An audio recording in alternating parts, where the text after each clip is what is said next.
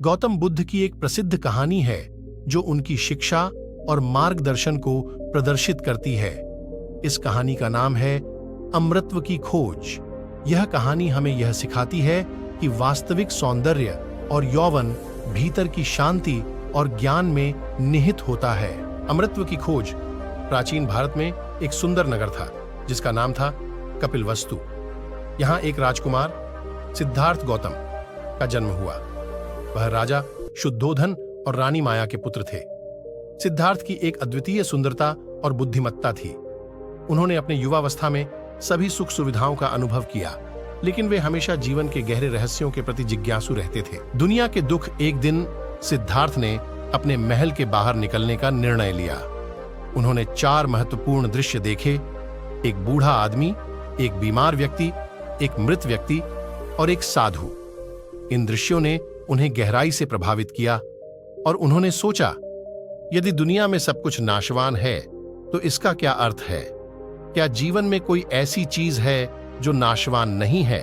सत्य की खोज सिद्धार्थ ने अपनी पत्नी यशोधरा और नवजात पुत्र राहुल को छोड़कर सत्य की खोज में निकल पड़े। उन्होंने 6 साल तक कठोर तपस्या की, लेकिन उन्हें संतोष नहीं मिला। फिर उन्होंने एक नए मार्ग की खोज की जिसे मध्यम मार्ग कहते हैं। यह मार्ग अत्यधिक तपस्या और सुख भोग के बीच का संतुलन था। बुद्धत्व की प्राप्ति एक दिन उन्होंने बोधि वृक्ष के नीचे ध्यान लगाना शुरू किया और प्रतिज्ञा की कि वे तब तक नहीं उठेंगे जब तक उन्हें ज्ञान प्राप्त नहीं हो जाता। कई कठिनाइयों के बाद उन्हें अंततः ज्ञान की प्राप्ति हुई और वे बुद्ध बन गए, जिसका अर्थ है प्रबुद्ध व्यक्ति। सच्चे यौवन का रहस्य गौतम बुद्ध ने सिखाया कि सच्चे यौवन और सुंदरता की कुंजी भीतर की शांति और संतोष में है। उन्होंने कहा कि बाहरी सुंदरता और यौवन नाशवान है, लेकिन आंतरिक शांति और ज्ञान हमें हमेशा युवा बनाए रख सकते हैं।